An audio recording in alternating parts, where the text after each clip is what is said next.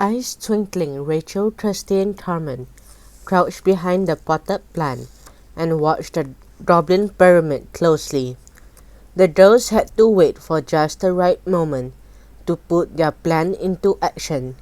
The goblins with the hairball climbed confidently up each level of the pyramid, while his teammates cheered him on. "You've got this, nearly there. I can almost taste that cake now." As the goblin with the hairball began to climb the uppermost level to take his place at the top, Trusty gave Carmen a nod. The little fairy took a deep breath. "It is time, girls." Carmen waved her wand, and a twinkling of magic surrounded Trusty and Rachel. In the blink of an eye, they both shrank down to fairy size. Thin sparkling wings appeared on each of their backs. Trusty fluttered her wings happily. "Being turned into a fairy is the best." "You bet it is," Rachel smiled, flying into the air and giving Carmen a high five. "Now let us take down that pyramid and get Carmen's bow back."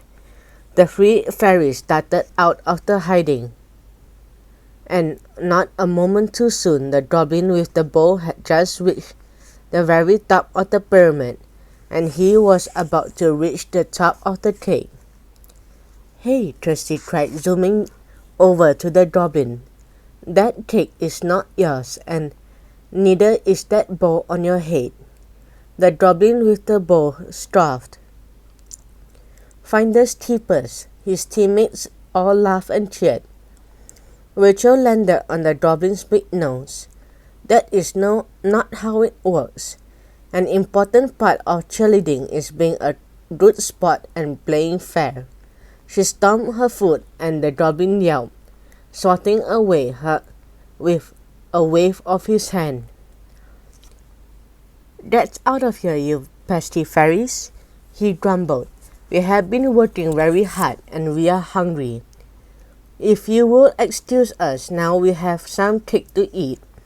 He stretched out a hand towards the top tier of the cake, but before he could reach the cake, Trusty, Rachel, and Carmen began flying in circles around his head. They zipped and zoomed, dipped and dived.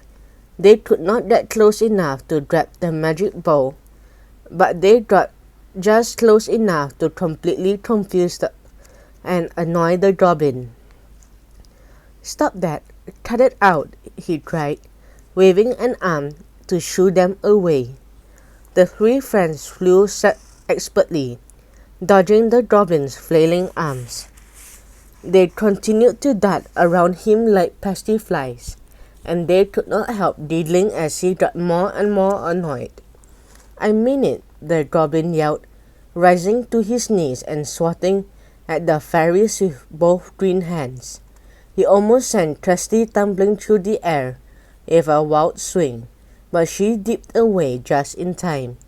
As she did, the goblin lost his balance and fell to one side, landing on the two goblins below with a thud. "Whoa!" they cried, startled. They began to wobble, which set off a chain reaction down the rest of the pyramid. The whole thing started to sway.